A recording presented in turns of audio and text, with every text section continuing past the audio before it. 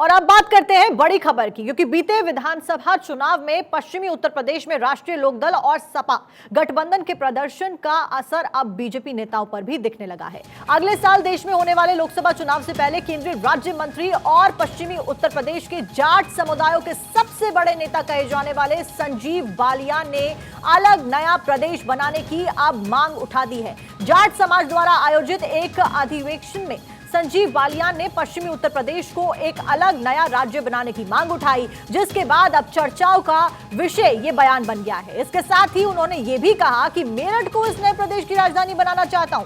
केंद्रीय राज्य मंत्री ने कहा कि बहुत लंबे समय से ये उनका सपना है। हालांकि उनके इस बयान के कई सियासी मायने भी देखे जा रहे हैं। तो संजीव बालियान ने ये नए प्रदेश की मांग उठाई। क्या कुछ कहा संजीव बालियान ने, पहले आप वो सुनिए। क्रांति का आगाज इसी शहर से हुआ और भाई पश्चिम उत्तर प्रदेश की राजधानी भी है मेरठ। मेरे को उम्मीद है कि एक दिन पश्चिम उत्तर प्रदेश अलग बनेगा और मेरठ उसकी राजधानी होगा। मैं तो सपने को बहुत दिन से देख रहा हूं। क्रांति का आगाज इसी शहर से।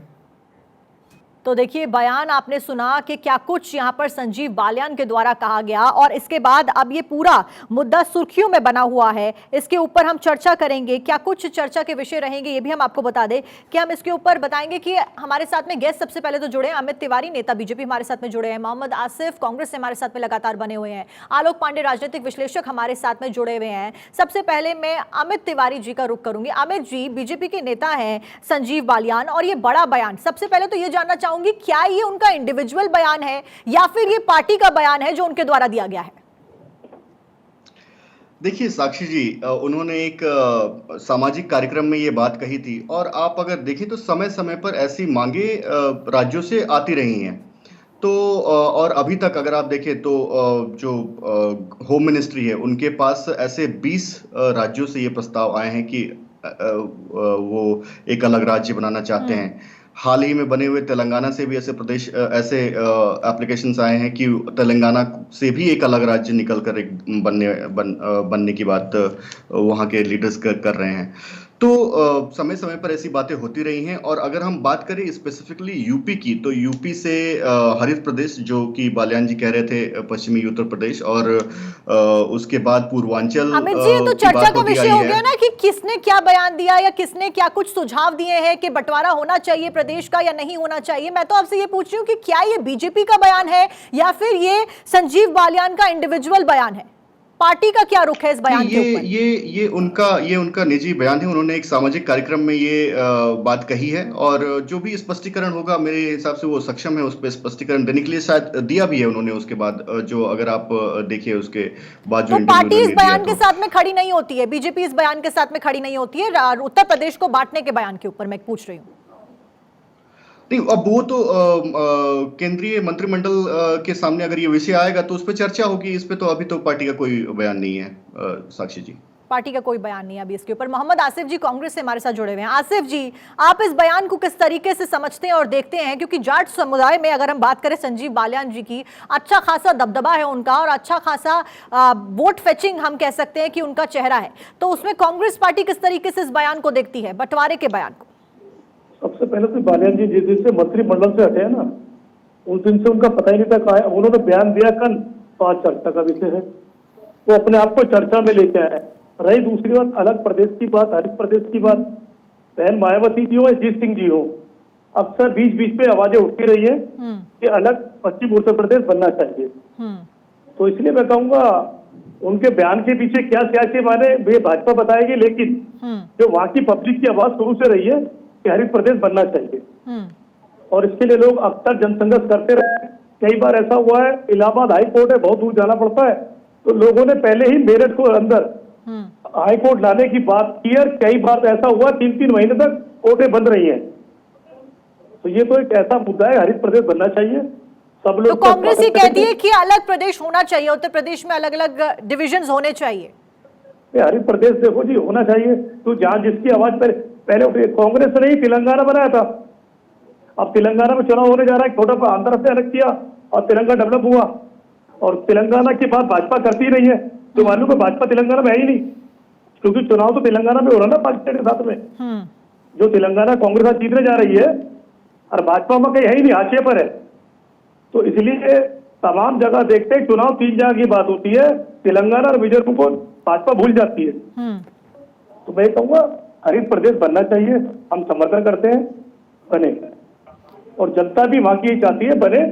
और जो मूल सुविधा है, लोगों को लखनऊ जाना पड़ता है, कोई मामला अगर हो जाए तो उसे इलाहाबाद जाना पड़ता है। अमित तिवारी जी, आप कह रहे हैं बीजेपी ने अभी स्पष्टीकरण नहीं दिया, ये अभी उनका इंडिविजुअल बयान है, और यहाँ पर आसिफ जी समर्थन करते हुए नजर आ रहे हैं कि अलग होना चाहिए। इस बीच में आलोक पांडे जी का रुख करूंगी, राजनीतिक विश्लेषक है आलोक पांडे जी। आप अगर इसके राजनीतिक मायने समझे जाए या फिर सियासी समीकरण समझने की कोशिश करें तो किस तरीके से इस बयान को आप देखते हैं? देखिए साक्षी जी, हरित प्रदेश जाटों का एक स्वप्न है, तो कम से कम इन रियलिटी आएगा नहीं आएगा अलग बात है, लेकिन स्वप्न में तो हम कुछ बात अगर ऐसी कहते हैं तो उसका इमोशनल लगाव जाटों का बन सकता है।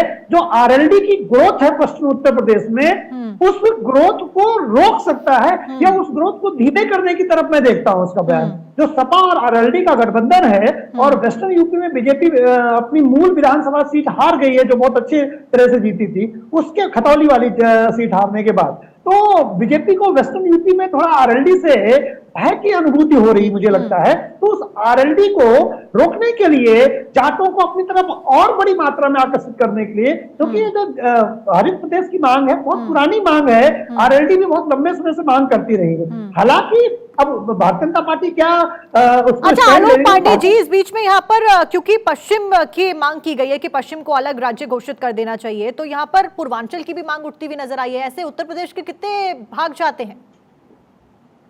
देखिए, उत्तर प्रदेश दुनिया का 5वां बड़ा देश है पॉपुलेशन के आधार पर, लगभग 23-24 करोड़ है, और ये पॉपुलेशन वर्ल्ड की 5वीं पॉपुलेशन अगर उत्तर प्रदेश एक राष्ट्र के रूप में हो। बिल्कुल। तो हम केवल क्षेत्रफल के आधार पर नहीं, पॉपुलेशन के आधार पर अगर राज्यों का निर्माण करते हैं तो हम ये जनता की अगर मांग आती है, प्रशासनिक सुविधा के लिए अगर राज्य का निर्माण होता है तो होना चाहिए, लेकिन इसके अल्टरनेटिव भी निकाले जा सकते हैं। जैसे कि अलग लोग हाईकोर्ट लखनऊ आना पड़ता है तो मेरठ हाईकोर्ट हो जाए, इस तरह की उन चीजों का विस्तार करके भी राज्यों के बंटवारे को भी रोक सकते हैं। क्योंकि राज्य का बंटवारा कहीं कभी कभी क्या होता है, 2 राज्यों का टकराव में आता है तो नेशनल इंटीग्रेशन के अगेंस्ट चला जाता है। तो बहुत ज्यादा राज्य बंटवारे की तुलना में प्रशासनिक सुविधाओं को बढ़ा करके भी लोगों की भावनाओं को संतुष्ट किया जा सकता है, क्योंकि राज्य का निर्माण एक तरह से क्षेत्रीय राजनीति को और बढ़ावा देता है। अमित जी, कब तक बीजेपी के द्वारा हम समझ सकते हैं कि इस बयान के ऊपर कोई प्रतिक्रिया सामने आ पाएगी पार्टी की? नहीं, देखिए, बीजेपी के समक्ष जब भी ये विषय आएगा तब केंद्रीय मंत्रिमंडल इस पर कोई निर्णय लेगा। लेकिन अगर आप आज उत्तर प्रदेश को देखें तो ऑल राउंड डेवलपमेंट प्रधानमंत्री सीएम योगी जी की प्राथमिकता रही है। प्रधानमंत्री नरेंद्र मोदी जी उसको पूरा उनके तरफ से समर्थन है। तो जिस तरीके से मल्टीनेशनल कंपनीज वहां पर हैं, मेट्रो से पूरे प्रदेश को जोड़ा जा रहा है। अभी जैसा आलोक जी कह रहे थे कि जो डेवलपमेंट करके भी एक अलग राज्य की मांग को रोका जा सकता है। तो ऐसे कई विषय हैं जो सरकार के सामने है, जिसपे विचार होगा और उसके बाद कोई निर्णय लिया जाएगा। विचार होगा और हमेशा से छोटे राज्यों के पक्ष में तो बीजेपी रही है। अगर वाजपेयी जी की सरकार के बारे में बात करें तो 3 राज्य उनकी सरकार के दौरान बनाए गए थे। तो इस बार भी क्या हम देख सकते हैं कि उत्तर प्रदेश को डिवाइड किया जा सकता है? देखिए, हमने जब भी राज्यों को छोटे राज्यों में बांटा है, हमने एक ये देखते हुए बांटा कि कहीं भी खूनी संघर्ष ना हो, जैसा कि कांग्रेस के कार्यकाल में हुआ है। हमने हमेशा एक फ्रेंडली नोट पर जहां भी जो राज्य बने उन्होंने उत्साह मनाया, ना कि कांग्रेस के सरकार में जैसा कि जहां भी एक खूनी संघर्ष हुआ, हमने एक लंबा दौर देखा। वैसा नहीं होने वाला, नहीं होने जा रहा है। निश्चित तौर पर जब भी केंद्रीय मंत्रिमंडल के सामने ये विषय आएगा तो इन सारे विषयों पर जी चलिए ठीक है, सारे विषयों के ऊपर चर्चा की जाएगी। बहुत बहुत शुक्रिया आप तीनों का इस डिबेट में हमारे साथ में जुड़ने के लिए। और इसी के साथ में अब सवाल लगातार बरकरार है कि उत्तर प्रदेश के दिए गए इस बयान के ऊपर संजीव बालियान आगे क्या कुछ कहते हैं और बीजेपी का क्या कुछ इसके ऊपर रुख होता है। इसके ऊपर नजर लगातार बनी हुई आगे